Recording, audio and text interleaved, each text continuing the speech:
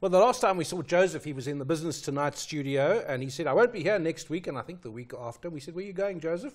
And he was off to climb a mountain. Good evening to you, Joseph. I think you've lost a bit of weight, all that climbing, no? Well, you've got 7 days where you do not eat your normal food, and second, you don't bath as well. So no I thought bathing. something You were going to raise that. No, yeah, because I thought, I wasn't sure whether, you know, mishap, but all good now, all sorted? You know, when you come back, you can say awesome. But I think when you're going up there, you're not used to sleeping on bunker beds or in a little tents. But and it's Joseph, very take us from the beginning. Mount Kilimanjaro, you set off from here. You were here on a Monday night and then off you went. Yes. So take us through the process. Okay, so what happened basically, I was asked by a friend of mine, Aliane Manas, and her husband, Mark, to be part of the Mandela Trek for Mandela. But really the reason behind that is caring for girls, which is really trying to make sure that girls do not miss school at all. So we off on Monday, we got there, we get a brief. Are we looking at you there on the screen? That is me trying to do the acclimatization. You look awful. To that. Certainly, because I would have walked in very hot conditions. It's a desert as you climb. Remember, Kilimanjaro is the 4th tallest or highest peak in the world. How big is this group? So give us a sense of how many people were participating here. Well, it's technically from South Africa, we were about 37, but I think the guys who managed to peak were about 25, 27. So there were members of the team that didn't make it? Yes. Wow. Yes. And you were one, of course, of the group that did make it. I had to make it for you, Nozi and Dev, because I did promise that when I get to the highest, which is Uhuru, I was going to say, hello, CNBC Africa, Dev and Nozi, which I did. But because it was so cold, possibly we didn't do the proper recording. I couldn't record because it was freezing there. Well, so what was it? Yeah, I want to know. I love that tree. You know, there's that tree I could see as I was going up, and those are the tents where people sleep there. So it's very, very obviously dangerous, but when you come here, you say, wow. And that's Proverb that's in the picture with you. So yes. He's the guy from Idols. Yes. So you had quite a big contingent of celebrities with you as well. It was basically celebrities and CEOs. Remember, Proverb tried it last year and they couldn't make it. They had to help him down. So he said, well, I have to go again. We had 6 people who came down on stretchers on our group. Wow. Jeez. So there was the sleep out in Santa. Now this is the sleep out on the mountain. That's a bit tougher. But Joseph, was it tough? I mean, was there a time when you said, I'm really battling here?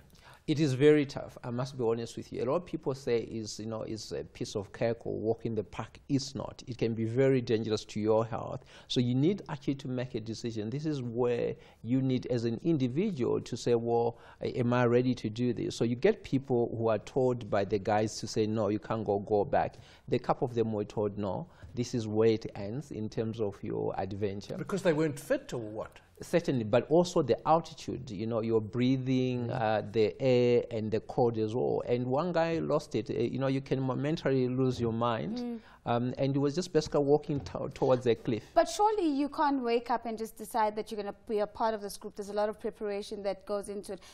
What did you have to do before you joined the group to make the trek?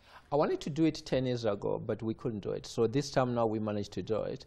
So you need to prepare, I think, for 6 months. So I went to Drakensberg. So I did Drakensberg, which is not really much. It's about 2,000, possibly 200 meters above sea level. And then you run, you cycle, and then I was at Westcliff Steps trying to go up and down the steps. Yeah. That's at sea level. Apparently. Well, that's at the peak. This is where I was trying to say hello to you guys. So I think the audio is not clear. That's the highest in Africa there. So yeah. my thing about this, Joseph, is it's such an incredible initiative that you are part of. Do you get a sense that you've made a fundamental difference? Because at the end of the day, you've done this for a cause, and the cause is to make sure that the girl child is in school. Do you get a sense that that message has been communicated? Fairly, I think, Nozi, you see the challenge in Africa and obviously South Africa is that really, there are a lot of people who do not have access to this. So the last time I checked, I think we'd raised about 20 million, which possibly will go a long way, to be able to assist in those. But I went for two reasons. The first one is obviously to do that, but the second one was to reaffirm what is my purpose on earth and what I need to do. And so you come back and you reflect, and I have decided, obviously, or confirmed that I want to spend the rest of my life loving people and doing the best I can do to assist those people who are less fortunate and try and change our continent, because I think as much as Africa is rising, there's a lot of things that are going wrong. So we need to make sure we keep that in check. What about the dynamic? We had the big sleep out, and at Yes. first people were a bit skeptical. They said, oh, these guys, they can go out and sleep for a night, it doesn't hurt them. But it generated enormous publicity, it raised a lot of money.